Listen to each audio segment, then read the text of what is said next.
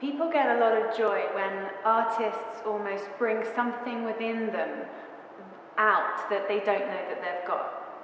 I think when people enjoy a piece of abstract art or music, it's tapping into that deeper sense of self. So it's bringing them away from themselves, but simultaneously deeper within. And the process of creating art, especially for me in this new surreal abstract paintings that I've been doing. Before I used to do very representative work, and I don't think representative work really taps into that deeper sense of who we really are. Because I think what a lot of people forget is how we see ourselves is really just the surface self.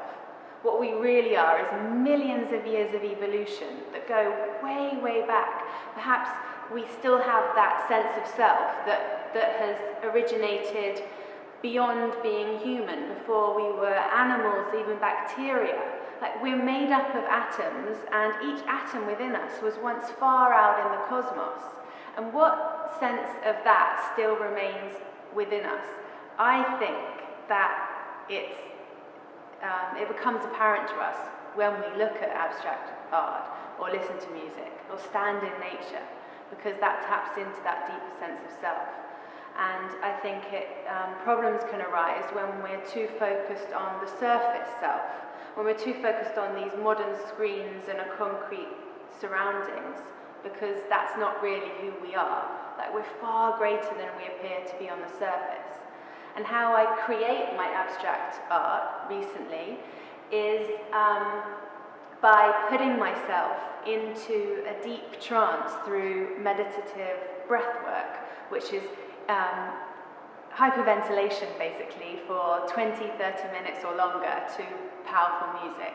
It's called shamanic breath work. I don't like to put labels on things, it's just a tool that I use. And I think that it somehow brings the conscious and the subconscious together. So it creates for me these very strong visuals. And I wonder where those visuals actually come from.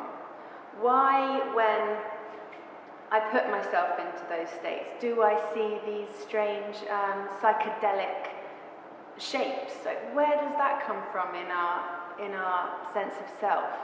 Like, it's the same when people take a hallucinogenic drug, it's just different paths to the same end. Those visuals and those bright colours and shapes are something that is within us. And I find that fascinating, like, to think, is that something that we've stemmed from, or is it still in our consciousness now, but we're not really even aware of that?